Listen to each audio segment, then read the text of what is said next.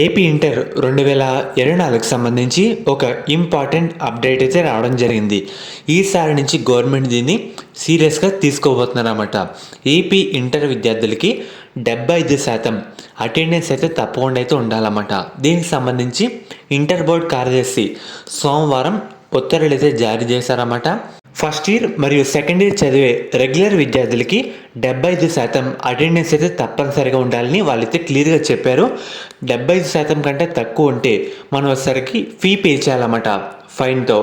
మనం మెయిన్గా 60 నుంచి 65% వరకు ఎవరికైతే అటెండెన్స్ ఉంటుందో వాళ్ళు వచ్చేసరికి 2000 రూపాయలు పెనాల్టీ అయితే పే చేయాలి.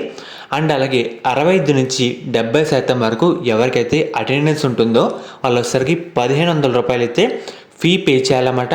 అదే 70 నుంచి 75% వరకు ఫీ ఎవరికైతే అటెండెన్స్ ఎవరికైతే ఉంటుందో వాళ్ళు వచ్చేసరికి 1000 రూపాయలు అయితే ఫీ పే చేయాలి. అదే 60% కంటే తక్కువ ఉంటే అదే సైన్స్ విద్యార్థులు పబ్లిక్ పరీక్షలు రాయడానికి ఎలిజిబుల్ అయితే కాదు. ఇదైతే గుర్తుపెట్టుకోండి.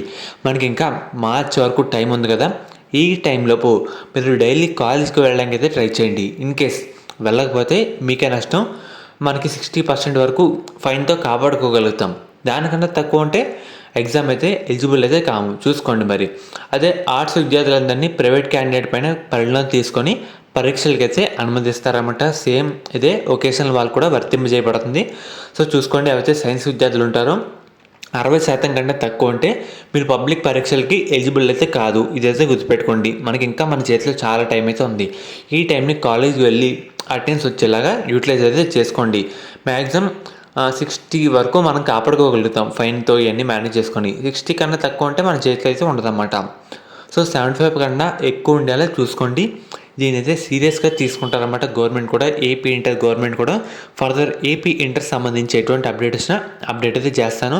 మెయిన్గా మీరు అందరూ అటెండెన్స్ అయితే మెయింటైన్ చేయడానికి అయితే ట్రై చేయండి. ఇది ఈరోజు వీడియో.